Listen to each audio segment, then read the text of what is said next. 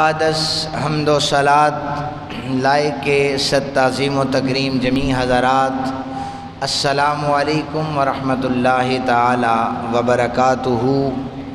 مالک لم یزل کا ہم پر کروڑوں احسان ہے اور ہم اس کا شکر ادا کرتے ہیں کہ اس نے ہمیں ایک مرتبہ پھر اپنے گھر میں بیٹھ کر اپنی عبادت کرنے کی توفیق عطا فرمائی ہے۔ عید الاضحیٰ کی یہ پر رونق ساعتیں اللہ تعالیٰ نے ہمیں ایک مرتبہ پھر عطا فرمائی ہیں۔ قرآن پاک کی میں نے 2 آیات ان کے حصے پڑھنے کا شرف حاصل کیا ہے، جن کا سادہ سا ترجمہ سماعت فرمائیے۔ قرآن ایک مقام پر کہتا ہے کہ وہ لوگ جو ٹوٹ کر اپنے اللہ سے پیار کرتے ہیں، دوسرے مقام پر پھر اپنے بندوں کے لیے مالک لم یزل نے یہ ارشاد فرمایا کہ آج کے دن یہ جو عید الاضحیٰ کے روز تم خون بہاتے ہو، گوشت کاٹتے ہو، اللہ کو نہ تمہارے خون کی ضرورت ہے نہ گوشت کی ضرورت ہے، وَلَٰكِن يَنَالُهُ التَّقْوَىٰ، وہ صرف تمہاری پرہیزگاری کو دیکھتا ہے، وہ صرف تمہارے تقوی کو دیکھتا ہے کہ میرا بندہ میرے نبی کی شریعت پر عمل کرنے کے لیے آج قربانی سنت ادا کر رہا ہے، تو اس میں خوف کتنا ہے، اس میں خشیت کتنی ہے، اس میں للہیت کتنی ہے، اور اس میں ریاکاری کتنی ہے۔ لوگوں، ذرا برابر بھی کسی بھی عبادت میں اگر ریاکاری شامل ہو جائے تو عبادتیں ضائع ہو جاتی ہیں۔ اللہ پاک دلوں کو دیکھتا ہے کہ میرا بندہ جو میری بندگی کرنے آیا ہے، میرا بندہ جو میری عبادت کرنے آیا ہے، اس کے دل میں جو نیت ہے وہ کیا ہے۔ دل میں اگر نیت یہ ہے کہ میں جو بھی عمل کروں گا میرا رب مجھ سے راضی ہو جائے گا، تو اللہ تعالیٰ اس کی قربانی کو قبول فرما لے گا۔ حضرت ابو ہریرہ رضی اللہ تعالی عنہ آپ فرماتے ہیں کہ جب اللہ کسی بندے سے بھلائی کا ارادہ فرماتا ہے، جب اللہ کسی بندے سے بھلائی کا ارادہ فرماتا ہے، یا اللہ تعالیٰ جب کسی بندے کو پسند فرماتا ہے، حضرت جبریل امی کو بلاتا ہے، جبریل ادھر آؤ، تمہیں پتہ ہے زمین پر چلنے والے بندوں میں سے میں فلاں سے بڑا پیار کرتا ہوں۔ اچھا مالک آپ پیار کرتے ہیں تو پھر اب میری ڈیوٹی کیا ہے؟ فرمایا سارے آسمان والوں کو بتا دو کہ میں اس بندے سے بڑا پیار کرتا ہوں۔ پھر تم نے ایسا کرنا ہے زمین والوں کو بھی بتا دینا ہے کہ اس بندے سے میں پیار کرتا ہوں۔ 20 منٹ ٹھیک ہے، اس بندے سے میں پیار کرتا ہوں۔ پھر زمین والوں کے دلوں میں ڈالا جاتا ہے کہ اس بندے سے سارے پیار کرو، چونکہ ہمارا رب اس بندے سے پیار کر رہا ہے۔ اور جب اللہ کسی سے نفرت کرتا ہے تو پھر اسی طرح بلاتے ہیں مالک لم یزل کہ جبریل میں اس سے نفرت کرتا ہوں، آسمان والوں کو بھی بتاؤ اور زمین والوں کے دلوں میں بھی ڈالو کہ یہ مجھے پسند نہیں ہے، اب تم بھی اس سے نفرت کرنے لگ جاؤ۔ تو یہ نفرت اور محبت کا معیار اللہ وحدہ لا شریک کی ذات ہے۔ آپ بھی اب بندوں میں کسی سے کسی کے پیسے کی وجہ سے نہیں، بڑی گاڑی کی وجہ سے نہیں، بڑے گھر کی وجہ سے نہیں، بلکہ الحب للہ، اللہ کے لیے محبت کریں، والبغض للہ، اور اللہ ہی کے لیے بغض رکھیں۔ جو اللہ کے قریب ہو جائے اس سے محبتیں کریں، جو اللہ سے دور ہو جائے اس سے نفرتیں کریں۔ یہ حکم حدیث پاک، یہ بخاری شریف کی حدیث پاک میں موجود ہے۔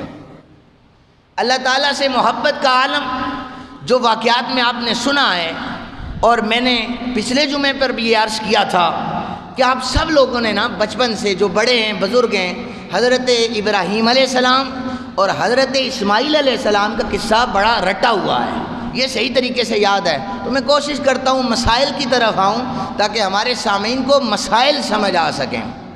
تو اس میں یہ بات ضرور ایڈ کروں گا جو میں نے آیت پڑھی ہے، والذین آمنوا اشد حبا للہ، یہ وہ لوگ ہیں جو ٹوٹ کر اپنے اللہ سے پیار کرتے ہیں۔ ابراہیم خلیل اللہ کو خلیل اللہ کا لقب دیا گیا کہ جب بڑھاپے میں منتوں سے دعاؤں سے اللہ نے اولاد دی تو بیابانے میں چھوڑ آئے۔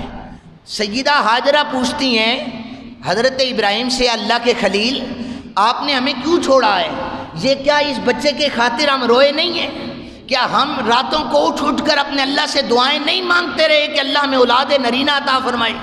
آج اللہ نے اولاد دی ہے تو جنگل میں ہمیں چھوڑ کر جا رہے ہیں۔ حضرت خلیل اللہ نے ایک ہی جملہ فرمایا ہاجرہ، اس میں اپنی مرضی شامل نہیں کر رہا تھا، لیکن خواب میں مجھے اللہ وحدہ لا شریک نے بشارت عطا فرمائی ہے، میں اللہ کی رضا چاہتا ہوں۔ اور سلام ہو اس زوجہ محترمہ پر جو حضرت خلیل اللہ کی زوجہ تھی، آپ کے منہ سے یہ جملہ نہ نکلا کہ میرے حقوق تو نے پورے نہیں کیے، آپ نے فرمایا اے اللہ کے خلیل، اگر اس میں اللہ کی رضا ہے تو اللہ کی بندی ہاجرہ اللہ کی رضا میں راضی ہو رہی ہے۔ اللہ کی بندی ہاجرہ اللہ کی رضا میں راضی ہو رہی ہے۔ وہ حضرت اسماعیل جو بیابانے میں رہے، پھر اچھا جب اولاد جوان ہوتی ہے، ہر باپ کی خواہش ہوتی ہے اب میرا سہارا بننے لگی ہے۔ جب سہارا بننے کا وقت آیا، ابھی لڑک پن تھا اور بچپنا بھی گیا نہیں تھا کہ حضرت اسماعیل کو بلایا، اسماعیل میرے اللہ کی یہ مرضی ہے، میرے اللہ کی یہ منشا ہے کہ وہ سب سے خوبصورت چیز مانگ رہا ہے، سب سے خوبصورت چیز مانگ رہا ہے۔ پھر میں آیت پڑھتا ہوں والذین آمنوا اشد حبا للہ، نرم و گداز قالینوں پر نمازیں پڑھنے والوں، ایئر کنڈیشن مسجدوں میں آ کر اللہ کی بارگاہ میں جھکنے والوں، اور ہر قسم کی سہولتیں جنہیں میسر آ جائیں، عبادتیں کرتے ہوئے ذرا برابر کالا ٹکا محراب پہ پڑ جائے وہ اتراتے پھرتے ہیں، ہم اللہ کی بندگی کا حق ادا کر چکے ہیں۔ خبردار، اگر کسی نے اللہ کی عبادت کا حق ادا کرنا ہے، وہ انبیاء و رسل اور صحابہ کرام کی زندگیوں کو دیکھے کہ وہ اتنی عبادات کر کے بھی یہ کہہ رہے تھے مالک تو راضی ہو گیا تو ہماری زندگیاں سنور جائیں گی۔ جوان بچہ مشورہ کر رہے ہیں، اب بیٹے نے کیا کہا ہوگا؟ ابا جی پہلے بیابانے میں چھوڑ آئے تھے، اس کے بعد مجھے ذبح کرنے کے لیے کہہ رہے ہیں۔ نہیں، بیٹے نے یہ نہیں کہا۔ اقبال نے کہا تھا یہ فیضان نظر تھا یا کہ مکتب کی کرامت، سکھائے کس نے اسماعیل کو آداب فرزندی۔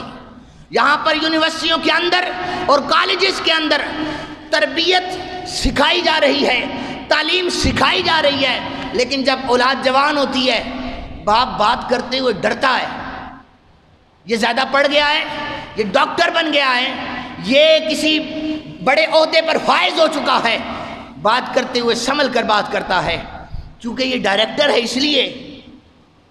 حضرت اسماعیل کسی مکتب میں نہیں گئے تھے، حضرت اسماعیل کسی یونیورسٹی سے نہیں پڑھے تھے، جب باپ یہ کہہ رہا تھا تجھے ذبح کرنا چاہتا ہوں، جناب اسماعیل ذبیح اللہ یہ کہہ رہے ہیں ابا اس میں ہمارے اللہ کی رضا ہے تو آپ کا بیٹا اسماعیل راضی ہو چکا ہے۔ سکھائے کس نے اسماعیل کو آداب فرزندی؟ جب اولاد کے پیٹ میں حلال کا لقمہ چلا جائے، جب اولاد کی تربیت اچھے انداز سے کی جائے، پھر وہ اپنے والد کے آگے جھک جاتے ہیں، سر جھکا لیتے ہیں کہ میرے ابا نے یہ کہا ہے، میرے ابا نے یہ کہا ہے۔ بظاہر تو حضرت اسماعیل کو یہ تو نہیں پتا تھا کہ اللہ نے کہا ہے، حضرت خلیل اللہ نے بس اتنا کہا میرے رب کی مرضی ہے۔ عرض کی ابا آپ کی اللہ کی مرضی ہے تو آپ کا بیٹا اسماعیل بالکل اس پر راضی ہے۔ والذین آمنوا اشد حبا للہ، اللہ سے محبت کے دعوے کرنے والوں، انبیاء کرام کی سیرت کو پڑھو، انہوں نے کس طرح اللہ سے محبتیں کی ہیں، اور یہ اس ماں کو سلام نہ کریں کہ جب کسی اولاد کو سوئی چبھ جائے وہ برداشت نہیں ہوتی، باپ ساری ساری رات سو نہیں سکتا، اور اسماعیل ذبیح اللہ ہیں کہ گلے پر چھری پھیرنے کے لیے تیار ہو چکے ہیں، اور مشورہ کیا دے رہے ہیں؟ ابا اپنی آنکھوں پہ پٹی بھی باندھ لینا، کہیں پر چھری پھیرتے ہوئے شفقت پدری آڑے نہ آ جائے، اللہ کی رضا میں دیر نہ ہو جائے، اللہ کی منشا میں دیر نہ ہو جائے۔ چھری پھیرتے ہوئے میرے ہاتھ بھی باندھنا، میرے پاؤں بھی باندھنا، تاکہ اگر میں تڑپوں تو آپ کی گستاخی اور بے ادبی نہ ہو جائے۔ یہ کیسا حسین کلام ہو رہا ہے جسے چشم فلک دیکھ رہی ہے۔ لوگوں یہ وہ قربانی تھی جو اسماعیل ذبیح اللہ ادا کر رہے تھے، آج امت ان کی سنت پر عمل کر رہی ہے۔ اور دوسری قربانی میرے پاک نبی صلی اللہ علیہ وسلم کا نواسا حضرت امام حسین علیہ السلام نے کربلا کی دھرتی پہ ادا کی تھی کہ ان کے سامنے سارے کنبے کو کاٹا جا رہا ہے۔ حضرت امام علی مقام ایک جملہ کہہ رہے ہیں، مالک میرا علی اصغر بھی چلا گیا، میرا علی اکبر بھی چلا گیا، میرا قاسم بھی چلا گیا، اگر تو راضی ہے تو میں ان سب کو کٹوا دوں گا۔ یہ ایک علی اصغر ہے، 1000 علی اصغر تو مجھے عطا کر، وہ بھی تیرے رستے میں قربان کر دوں گا۔ لوگوں، یہ اللہ کی رضا ہے، یہ اللہ کی منشا ہے جس کی ایک ادا پر انبیاء نے، صحابہ نے اپنی اولادوں کو کٹوا دیا تھا۔ والذین آمنوا اشد حبا للہ۔ کون سی تربیت کر کے ہم بیٹھے ہیں؟ اولاد بات نہیں سنتی، باپ ان کے غم میں دنیا سے چلا جاتا ہے، پھر وہ پچھتاتے ہیں ہماری اولادیں کیوں نہیں سنتی؟ بھئی آپ نے اپنے ابا کی سنی تھی؟ فرما برداری صرف اسی چیز کا نام ہے کہ آپ صرف اسکول میں گئے تو اپنے والد کے ماتحت تھے، لیکن کالجز اور یونیورسٹی میں چلے گئے، اب آپ زیادہ سمجھدار ہو گئے۔ خدا را اپنی اولادوں کو دین سے آشنائی سکھائیں۔ اگر اولادیں دین پڑھ گئی تو انہیں پتہ یہ ہوگا کہ صبح کو اٹھ کر جب میں اپنے والد گرامی کا چہرہ دیکھوں گا تو اللہ تعالیٰ مجھے مقبول حج کا ثواب عطا فرما دے گا۔ یہ ثواب تو دین بتاتا ہے، یہ ثواب تو دین بتاتا ہے۔ دوستوں یاروں کو بڑے ہوٹلوں میں کھانا کھلا کر ہم خوش ہوتے ہیں اور ابا جی وہی دال ساگ گھر میں کھا رہے ہوتے ہیں۔ تو اللہ تعالیٰ سے دعا ہے وحدہ لا شریک ہمیں اپنے والدین کا ادب، ان کی خدمت کرنے کی توفیق عطا فرمائے۔ والذین آمنوا اشد حبا للہ۔ اللہ سے ٹوٹ کر پیار کریں۔ وہ ذاتیں اللہ سے پیار کیا کرتی تھی، زندگی میں بھی کامیاب ہو گئی، آخرت تو ان کی سنوری ہوئی تھی۔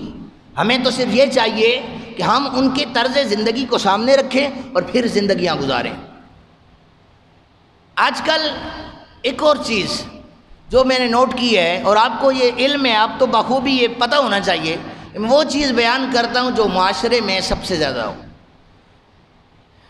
ایک شخص سے میں نے پوچھا آپ قربانی کر رہے ہیں؟ جی کر رہے ہیں قربانی۔ حصہ کتنا ہے؟ 20,000 روپیہ حصہ ہے۔ اس کے بعد انہوں نے مجھے پوچھا 20,000 حصہ ہے تو 10,000 میں نے ایک بیوہ کو دے دیا اور 10,000 کسی اور غریب کو دے دوں گا۔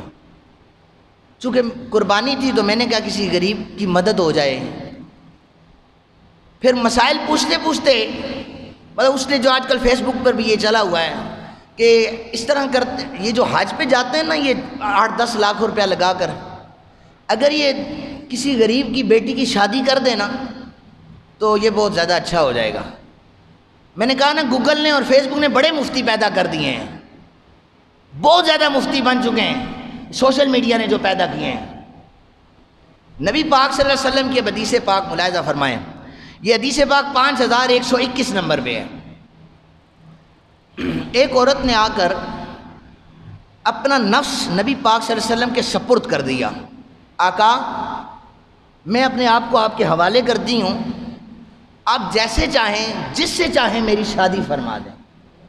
اس عورت نے یہ جملہ کہا، میں اپنے نفس کو آپ کے سپرد کرتی ہوں، جس طرح چاہیں جس سے چاہیں شادی فرما دیں۔ حضور کے غلاموں میں نا ایک غریب ترین صحابی بیٹھے ہوئے تھے، اٹھے اور کہنے لگے آقا میں اس عورت سے نکاح کرنا چاہتا ہوں۔ حضور نے فرمایا حق مہر کے لیے تیرے پاس کیا ہے؟ حضور میرے پاس حق مہر کے لیے کچھ نہیں ہے۔ فرمایا تیرا گھر ہوگا، گھر میں کوئی چیز پڑی ہوگی۔ عرض کی آقا گھر میں کوئی چیز بھی موجود نہیں ہے جو میں حق مہر ادا کروں۔ کملی والے آقا کریم صلی اللہ علیہ وسلم نے فرمایا اچھا ایسا کرو، گھر میں جاؤ نا، ڈھونڈو، سونے چاندی کو چھوڑو، اگر لوہے کی کوئی انگوٹھی بھی مل جاتی ہے نا وہ لے آؤ، میں اسے حق مہر بنا دوں گا۔ وہ شار اسلام تھے، آپ نے حکم ارشاد فرمایا۔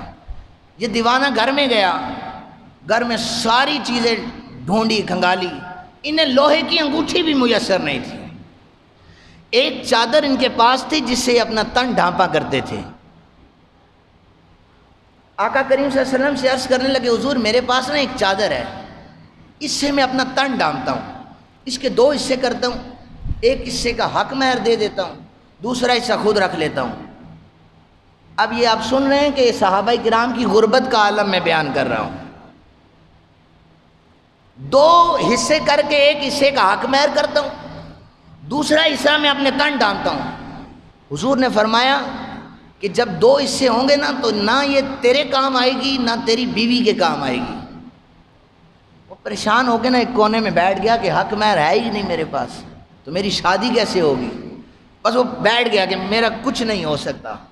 سارے اسلام صلی اللہ علیہ وآلہ وسلم نے حکم ارشاد فرمایا میرے صحابی میرے پاس آ جا. وہ پھر پاس آیا. حضور نے فرمایا قرآن کی کوئی صورتیں آیات یاد ہیں؟ جی یا رسول اللہ یاد ہیں. فرمایا پھر ایسا کر، یہ جو آیتیں ہیں نا تلاوت کر، میں ان آیات کو تیرا حق مہر بنا رہا ہوں. قرآن تیرا حق مہر بن جائے گا. تو غریب ہے، مسکین ہے، تیرے پاس کوئی پیسہ مال نہیں ہے، قرآن کا خزینہ تیرے سینے کے اندر ہے، اسے حق مہر بنا رہا ہوں.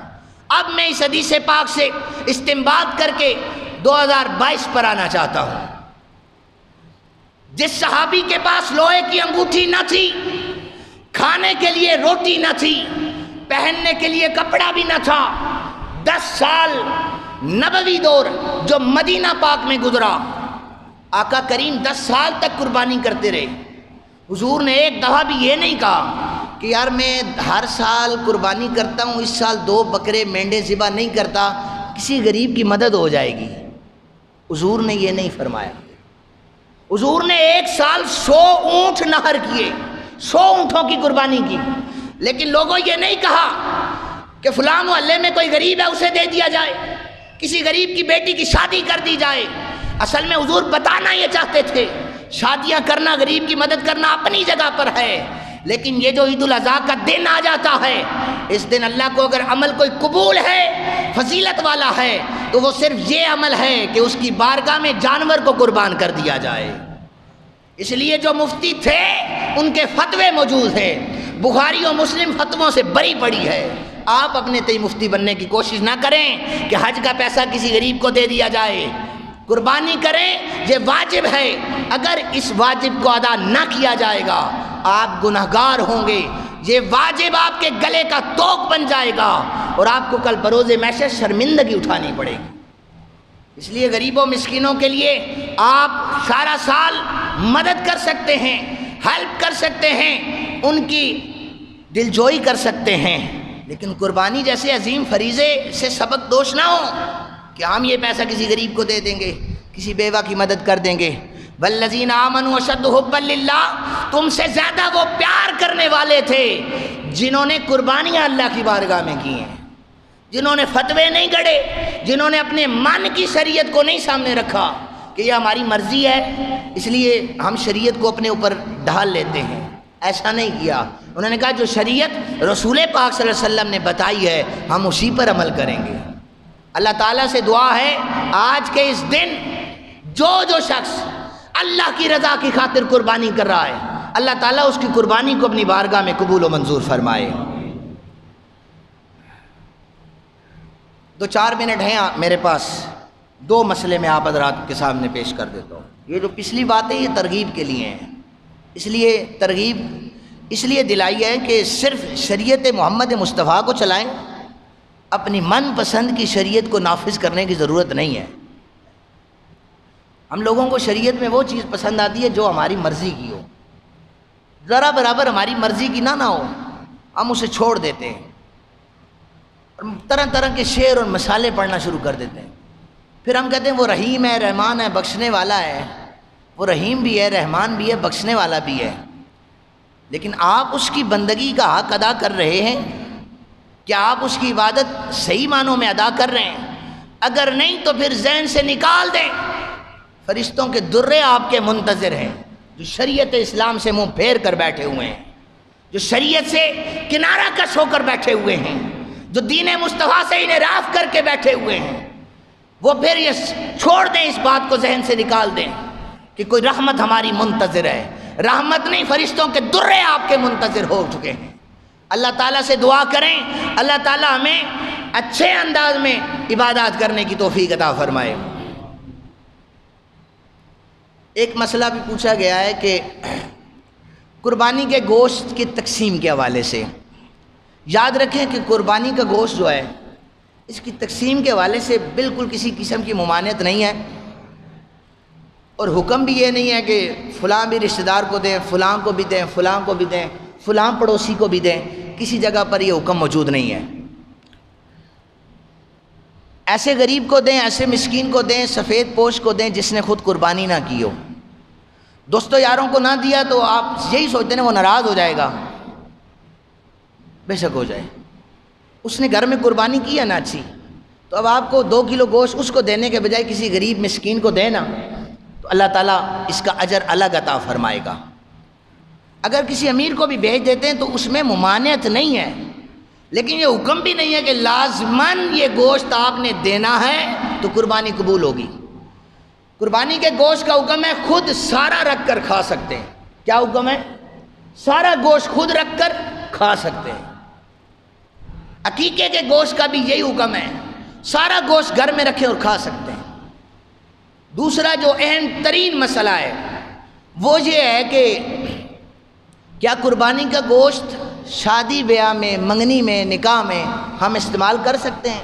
تو بالکل ہم کر سکتے ہیں، قربانی کا گوشت بالکل کسی ایونٹ میں استعمال کر سکتے ہیں، لیکن جانور ذبح کرنے سے پہلے اگر ذہن میں یہ خیال آیا کہ اس لیے ذبح کر رہا ہوں، عید کے تیسرے دن میرے بچے کا نکاح ہے، عید کے تیسرے دن میرے بیٹی کی منگنی ہے یا کوئی ایونٹ ہے، اس میں یہ گوشت کام آئے گا، آپ کی قربانی ضائع ہو جائے گی۔